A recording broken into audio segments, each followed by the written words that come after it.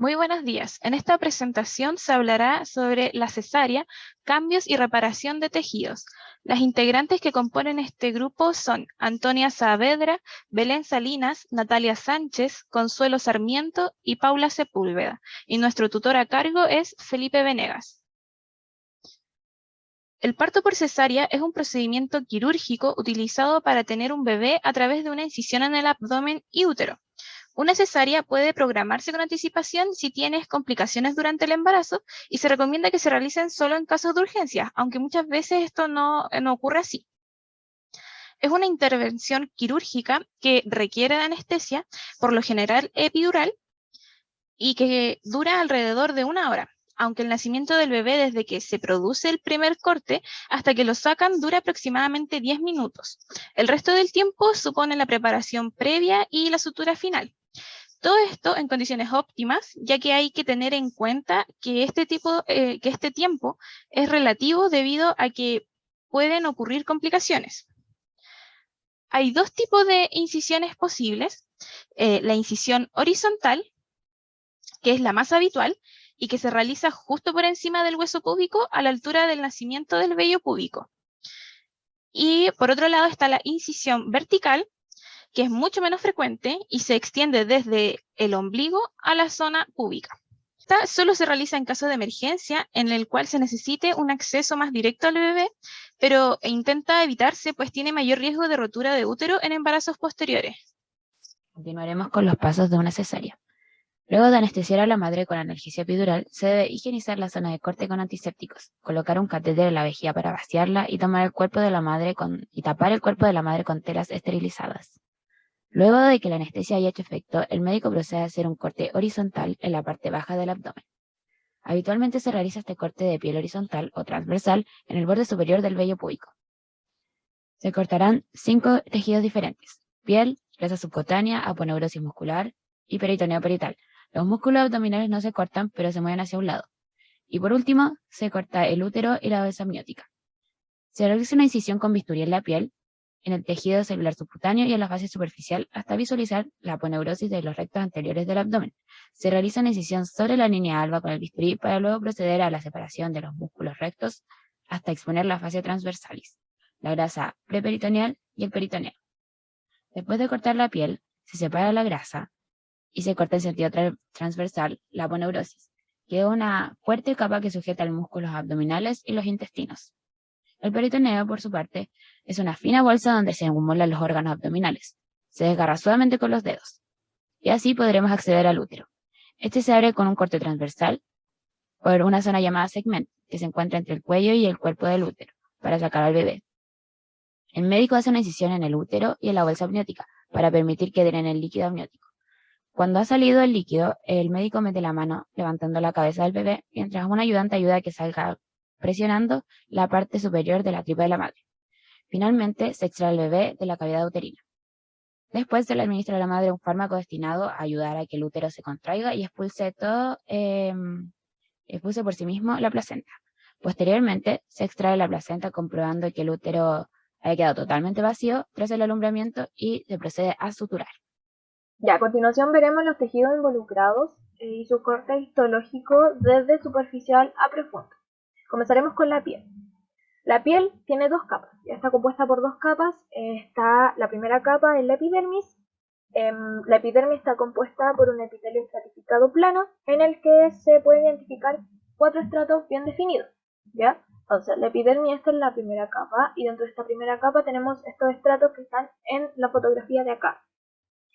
Tenemos primeramente el estrato basal. En este estrato están las células con actividad mitótica, es decir, las células madres de la epidermis. Después tenemos el estrato espinoso. Sus células tienen proyecciones cortas que se extienden de una célula a otra. El tercer estrato es el granuloso. Sus células tienen gránulos abundantes. Y por último está el estrato córneo. El estrato córneo está compuesto por células queratinizadas. La segunda capa de la piel es la dermis. ¿Ya? La dermis está constituida por tejido conectivo con fibras elásticas que se disponen en todas las direcciones y se ordenan en forma compacta. También es importante destacar la unión dermoepidérmica, que está en la unión de la epidermis con la dermis. Tiene evaginaciones digitiformes del tejido conjuntivo que se llaman papilas dérmicas. Y ahí está, las papilas dérmicas se extienden hacia la superficie profunda de la epidermis. La segunda capa que vamos a ver es el tejido celular subcutáneo. La hipodermis, también es conocida como hipodermis, el tejido celular subcutáneo o panículo adiposo. Está constituido por células grasas que se conocen como adipocitos, los cuales se disponen en lóbulos separados por tejido conectivo llamados septos o también tabiques interlobulillares, ¿ya? Sus fibras colágenas y también elásticas se conectan directamente con las de la dermis y corren en todas direcciones, aunque principalmente en forma paralela a la superficie de la piel. Entonces, en este corte histológico tenemos epidermis, la capa ya vista anteriormente, la dermis, la segunda capa, unión dermoepidérmica acá, y el tejido celular subcutáneo o también conocido como panículo adiposo o hipodermis. Como el músculo no se va a cortar y solo se correrá hacia un lado, vamos a describir la aponeurosis, que en esta sí habrá una inserción. La aponeurosis es una membrana fibrosa formada principalmente por fibras de colágeno, que sirven para la inserción de los músculos. Mirada desde un punto de vista histológico, son semejantes a los tendones comunes, pero tienen menor inervación e irrigación sanguínea. Continuando con los tejidos involucrados, vamos a hablar del peritoneo.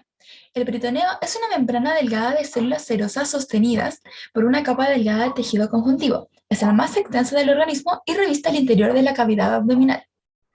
Su área es similar a la superficie corporal, entre 1 a 2 metros cuadrados y posee irrigación propia. Consta de una monocapa de células mesoteliales productoras de fluido lubricante y bajo esta capa hay una esponja de tejido conjuntivo laxo, muy rica en vasos sanguíneos y linfáticos. Aquí podemos observar una imagen. Esta imagen corresponde a la histología de la membrana peritoneal en el que se observa la monocapa de células mesoteliales que descansa sobre la membrana basal. Aquí podemos observar en la imagen la membrana basal y a su vez las células que la componen. Pasando al último tejido involucrado, vamos a hablar del útero. El útero tiene varias capas, las que son perimetrio, miometrio y endometrio. Hablando desde lo más externo, vamos a hablar del perimetrio. Es una capa serosa externa cubierta de peritoneo visceral. Se continúa con el peritoneo pélvico y abdominal. Consiste en un mesotelio y una capa delgada de tejido conjuntivo laxo. El perimetrio cubre toda la superficie posterior del útero, pero solo una parte de la anterior. El resto de la superficie interior consiste en el tejido conjuntivo o de adventicia. Pasando a la capa del medio, vamos a hablar del miometrio. Este corresponde a la capa muscular más gruesa formada por haces de fibras musculares lisas separadas por tejido conectivo. Los haces de músculo liso forman 3 estratos de límites poco precisos. Entre ellos están el estrato submucoso, el estrato vascular y el estrato subseroso. Y por último, en la capa más interna encontramos el endometrio. Este es la mucosa uterina y está compuesta por un epitelio cilíndrico simple con células que secretan moco y otras ciliadas. Este epitelio se invagina en la lámina propia para formar glándulas tubulares simples cuyos conductos desembocan en la luz del útero. Como podemos ver en la imagen, aquí estamos observando un corte histológico de útero. En la capa más externa vamos a encontrar el perimetrio, luego el miometrio y en la capa más interna el endometrio, como podemos ver en la imagen. Pasando a la sutura de los tejidos involucrados, en primer lugar vamos a tener la sutura de la piel, la cual se puede cerrar con grapas o con un hilo de nylon, por debajo de la piel que deja la cicatriz más fina y homogénea, y ambos se van a retirar en un par de días. Luego el tejido celular subcutáneo se sutura con catgut, que corresponde a una sutura quirúrgica absorbible y estéril compuesta de tejido conjuntivo purificado, principalmente colágeno.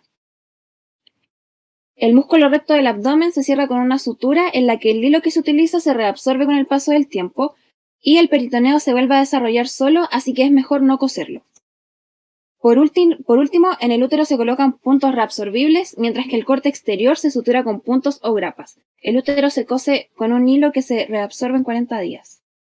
Ahora hablaremos de la reparación y la cicatrización de la cesárea. Desde el punto de vista de la piel, tenemos que el estrato basal de la epidermis es el que tiene a su cargo la renovación de las células epidérmicas. El estrato basal contiene las células madre a partir de las cuales las nuevas células, que son los queratinocitos, se van a originar mediante la división mitótica. Las células basales contienen variables de melanina en su citoplasma que se transfieren desde los melanocitos vecinos intercalados en este estrato. Las células basales presentan muchas uniones celulares, las cuales están unidas entre sí, y también a los queratinocitos a través de los desmosomas y a la lámina subyacente a través de los hemidesmosomas. A medida que surgen en ese estrato los nuevos queratinocitos, se trasladan al siguiente, y así van a comenzar su proceso de migración hasta llegar a la superficie. El proceso va a culminar cuando la célula se convierte en una célula queratinizada madura, la que va finalmente a descamar en la superficie de la piel. Otro punto importante saber es que el tejido cutáneo demora de 7 a 10 días en cicatrizar. En esta fotografía de acá tenemos la cicatrización del tejido cutáneo, de la piel también, y acá están las suturas y por último la cicatriz que queda en los tejidos ya antes mencionados. Hay 5 fases en la reparación y la cicatrización de la piel. La primera fase es la inicial. La hemorragia activa aporta células y componentes plasmáticos al lugar del traumatismo. La segunda fase es la fase de hemostasia, que se forma el coágulo plaquetario mediante una red de fibrina. Aparece edema por el aumento de la permeabilidad capilar. La tercera fase es la inflamatoria. Una vasodilatación intensa permite la llegada de citocinas proinflamatorias. Estas son el factor de crecimiento transformante beta, el factor de crecimiento epidérmico, la interleucina 1, el factor de necrosis tumoral alfa de célula inmunitaria, de fibroblastos y de macrófagos. Estos van a eliminar los detritos celulares. La fase 4, la fase de formación de tejido de granulación. Los fibroblastos van a proliferar y sintetizar colágeno y proteoglucanos. Se va a observar la aparición de nódulos rojos redondeados, que son los que corresponden al tejido de granulación. Y poco a poco, un fenómeno de contracción de los bordes, por acción de los miofibroblastos, va a permitir reducir el tamaño de la pérdida de sustancia. La última fase es la fase de reepitelización, seguida de la remodelación tisular. La epidermización se realiza por migración de células a partir de la capa basal.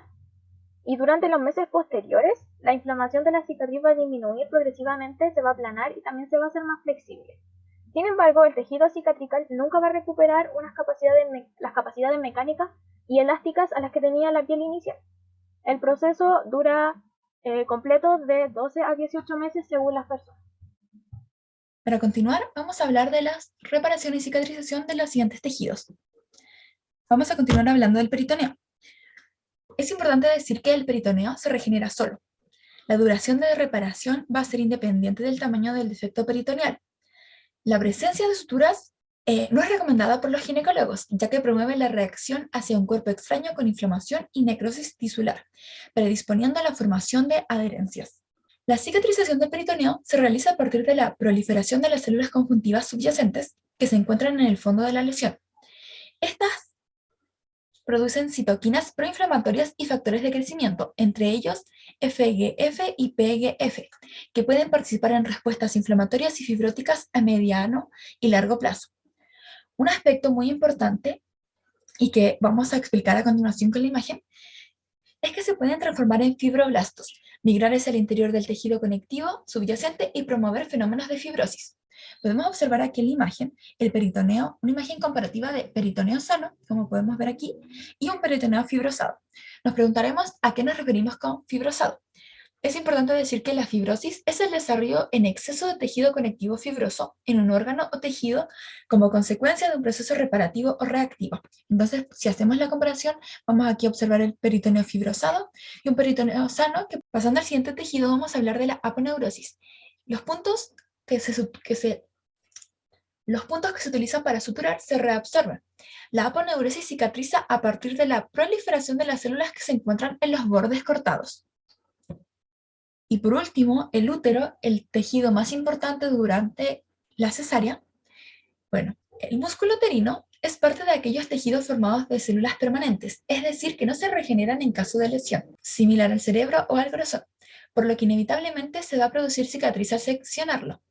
La cicatriz postcesárea es invadida por células de estructuras vecinas, de modo que aparentemente en los últimos estadios va a ser una unión músculo-músculo. Por ser el útero posparto un órgano de gran vascularización, la fase exudativa o de inflamación parece ser más marcada, con aparición rápida de fibroblastos y tejidos conectivos. El proceso de cicatrización se desarrolla en el área de una herida que rápidamente reduce su extensión a una quinta o décima parte, es decir, en 6 semanas cambia de 6 centímetros de largo a 1 o 2 centímetros. Como último dato, podemos decir que se considera que el útero tarda unos 18 meses en alcanzar una cicatrización completa y adecuada, por lo que se recomienda prevenir un nuevo embarazo hasta pasado por lo menos 2 años. Pasando a los factores que van a influir en la cicatrización de la herida, en primer lugar, vamos a tener la edad que tenga la paciente, ya que a medida que aumenta la edad de la usuaria, el grado de hialinización, de neoformación vascular y la cantidad de tejido fibroso disminuye. Esto ocurre porque a medida que la cicatriz envejece, todos estos caracteres se van perdiendo. En segundo lugar, queremos mencionar que mientras más gestaciones previas presente la usuaria, mayor será la intensidad de hialinización y la cantidad de tejido fibroso. Además, también disminuye el grado de neoformación vascular y la reacción inflamatoria. Es necesario mencionar que la edad de la cicatriz es uno de los factores que modifican notablemente el aspecto histológico de esta misma. Tendremos que la hialinización disminuye a medida que aumenta la edad de la cicatriz. Lo mismo sucede con la neoformación vascular y la cantidad de tejido fibroso, aunque este último en menor medida. Y también es importante señalar que el grado de inflamación de la cicatriz va a disminuir notablemente a medida que la cicatriz envejezca. Por último, tenemos que mientras más partos haya tenido la usuaria, la hialinización, la neoformación vascular, la inflamación y la fragmentación van a disminuir. Por el contrario, tenemos que la cantidad de tejido fibroso va a aumentar por cada gestación. A modo de conclusión, nos gustaría mencionar los riesgos que pueden ocurrir por múltiples cesáreas. En primer lugar, tenemos las complicaciones que se relacionan con las adherencias. Vamos a tener que durante cada cesárea se desarrollan bandas de tejido similar a una cicatriz que vamos a denominar adherencias, y estas adherencias, si son densas, pueden dificultar una cesárea y aumentar el riesgo de una lesión de vejiga o intestino y de sangrado excesivo. Luego tenemos los problemas que se relacionan con la placenta, que son principalmente dos. Mientras más cesáreas haya tenido una mujer, mayor será el riesgo de que tenga un problema de la placenta. En primer lugar, tenemos la placenta adherida, que va a ocurrir cuando la placenta se implanta profundamente en la pared uterina. Y en segundo lugar, la placenta previa, que es cuando la placenta cubre parcial o totalmente la abertura del cuello uterino. También mencionar que estas afecciones van a aumentar el riesgo de un parto prematuro, un sangrado excesivo y por consiguiente una transfusión sanguínea o, en el peor de los casos, la extirpación quirúrgica del útero, que se conoce como histerectomía. También tenemos que se puede producir el acretismo placentario, que se va a producir cuando la placenta se introduce dentro de la zona de la cicatriz e invade las capas profundas del útero. Como resultado de esto pueden generarse hemorragias internas de diversa gravedad. Y por último vamos a tener la endometriosis, que ocurre cuando las células del revestimiento de la matriz del útero crecen en otras zonas del cuerpo. Esto puede causar dolor, sangrado abundante y problemas para quedar embarazadas. Lo que ilustra la imagen es la endometriosis, es un ejemplo de endometriosis. Aquí está la bibliografía que ocupamos y gracias por su atención.